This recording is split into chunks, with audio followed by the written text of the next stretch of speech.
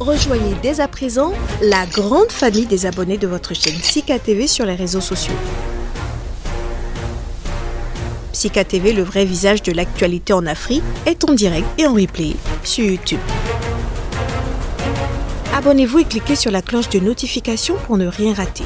Nous sommes également présents sur Facebook et sur Twitter.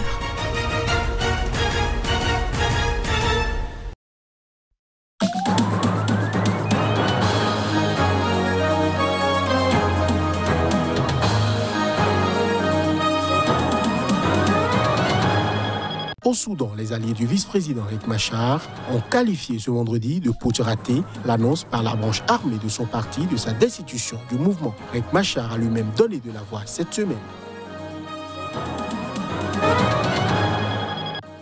En Côte d'Ivoire, le président Ouattara a annoncé la remise en liberté de 78 personnes détenues depuis 2020. Cette décision est considérée comme un nouveau signe de l'apaisement politique perceptible dans le pays.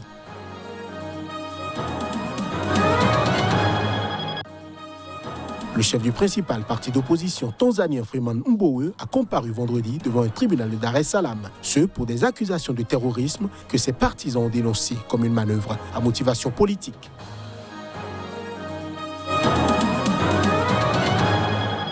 C'était là le sommaire de ce nouveau point de l'actualité. Bonsoir à chacun et bienvenue. En Tanzanie, le chef de l'opposition a comparu devant un tribunal ce vendredi. Âgé de 59 ans, Freeman Mbowe est poursuivi pour financement du terrorisme et complot terroriste, des infractions qui ne permettent pas de libération sous caution. Le chef du principal parti d'opposition tanzanien Freeman Mbowe a comparu devant un tribunal de Dar es Salaam pour des accusations de terrorisme que ses partisans ont dénoncé comme une manœuvre à motivation politique visant à faire taire les dissidents. La Cour a demandé au procureur de l'État de s'assurer que la collecte de toutes les preuves nécessaires et les autres procédures préliminaires soient terminées d'ici vendredi prochain. Cela permettra de protéger les droits de l'accusé puisque l'affaire Mbowe est d'intérêt public. Nous espérons donc que d'ici la semaine prochaine, nous serons en mesure de faire passer l'affaire à la deuxième étape, c'est-à-dire à la Haute Cour. Comme vous le savez, ce type d'audience se déroule principalement à la Haute Cour.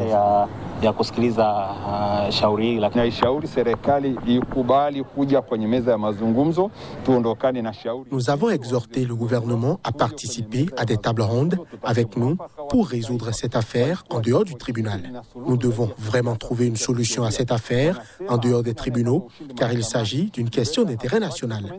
En tant que leader de l'opposition, nous sommes sûrs que cette affaire peut facilement être résolue politiquement par le dialogue politique plutôt qu'en utilisant les tribunaux. Un mauvais règlement en dehors du tribunal vaut mieux qu'un bon jugement au tribunal. Poursuivre cette affaire au tribunal continuera à créer de la colère et de la haine parmi les politiciens et le gouvernement. Nous demandons donc au gouvernement d'organiser une table ronde pour régler cette question dans l'intérêt de notre pays, la Tanzanie. C'est la première fois que Freeman Mbowe est vu en public depuis son arrestation avec d'autres membres de son parti Chadema le 21 juillet dernier, quelques heures avant la tenue d'un forum public sur la réforme constitutionnelle. La Cour européenne des droits de l'homme a suspendu vendredi l'extradition de la France vers le Burkina Faso de François Compaoré. Le frère du président déchu Blaise Compaoré est mis en cause dans l'assassinat en 1998 d'un journaliste d'investigation, Norbert Zongo. La Cour a décidé d'indiquer au gouvernement français, en vertu de l'article 39 du règlement de la CEDH qui régit la mesure provisoire, que François Compaoré ne devrait pas être extradé vers le Burkina Faso pendant la durée de la procédure devant la Cour, a indiqué dans un communiqué laconique le bras juridique du Conseil de l'Europe. Il avait été saisi par les avocats du requérant après la validation vendredi dernier de l'extradition par le Conseil d'État français.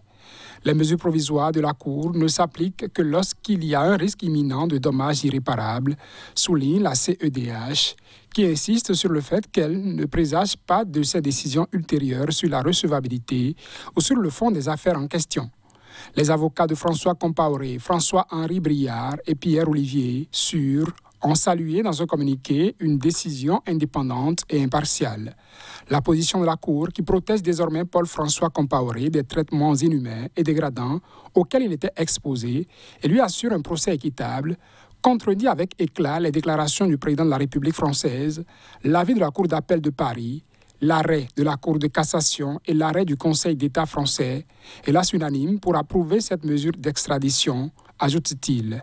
Cette décision n'est pas surprenante puisque la France elle-même s'était imposée la suspension de l'extradition en attendant que la Cour se prononce sur le recours, a réagi auprès de l'AFP Saferiba Issa Fayama, directeur de cabinet du ministre de la Justice du Burkina Faso. Il ne s'agit donc pas d'une victoire d'une partie, mais d'une position sage d'un pays respectueux des droits de parties à faire valoir leur cause partout où c'est possible, a-t-il ajouté. Le Conseil d'État français avait validé vendredi dernier l'extradition de François Compaoré, 67 ans, vers le Burkina Faso, mais ses avocats avaient saisi la CEDH afin qu'elle fasse échec à l'extradition envisagée. En Côte d'Ivoire, le président Alassane Ouattara a annoncé ce vendredi la remise en liberté de 78 personnes détenues depuis 2020 pour leur opposition à son troisième mandat. Cette décision est considérée comme un nouveau signe de l'apaisement politique perceptible depuis plusieurs mois dans le pays. Dans un discours télévisé prononcé à la veille de la fête de l'indépendance de son pays, le président ivoirien Alassane Ouattara a annoncé ce vendredi la mise en liberté provisoire de 69 inculpés arrêtés à l'occasion de la présidentielle d'octobre 2020, marquée par des violences meurtrières. Il a également accordé la grâce à 9 autres personnes condamnées pour des infractions commises à l'occasion de ces mêmes événements. L'examen de la situation d'autres personnes encore détenues se poursuit, a affirmé le chef de l'État. La libération des prisonniers avait été demandée par les leaders de l'opposition, Laurent Gbagbo et Henri Konan Bédié, tous deux anciens présidents. Toujours dans son discours ce vendredi, le chef de l'État Alassane Ouattara a réaffirmé son attachement au dialogue constructif qui permet d'apaiser davantage le pays et d'aller de l'avant pour son développement. Ce dialogue, je l'ai poursuivi moi-même avec mon aîné, le président Henri Konan Bédié, le 11 novembre 2020 et plus récemment avec mon jeune frère, le président Laurent Gbagbo. Rien ne doit entraver la marche de la Côte d'Ivoire vers son développement et le bien-être de chacun. Et c'est pourquoi je me réjouis de toutes les initiatives visant à l'apaisement. Je ne ménagerai aucun effort pour cela dans le respect de la loi et des institutions, a ajouté le président Alassane Ouattara.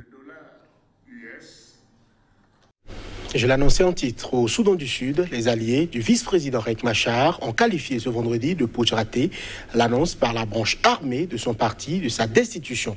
Du mouvement Riek Machar lui-même a accusé cette semaine ceux qui gâchent la paix d'avoir orchestré son éviction. Des leaders de la branche armée du parti de Riek Machar ont annoncé mercredi dernier que cet ancien rebelle devenu vice-président du Soudan du Sud avait été destitué de sa fonction de président du parti et de la branche armée du SPLM-AIO. Ils l'accusent d'avoir totalement échoué à représenter leurs intérêts. Mais dans un communiqué diffusé ce vendredi à l'issue d'une réunion dans la capitale Juba, les alliés de Riek Machar au sein du parti ont dénoncé un putsch raté des ennemis de la paix. Le vice-président lui-même a accusé cette semaine ceux qui gâchent la paix d'avoir orchestré son éviction. Selon lui, l'objectif est de faire dérailler la formation d'un commandement unifié des forces armées, une composante clé de l'accord de paix qui a mis fin à 5 ans de guerre civile.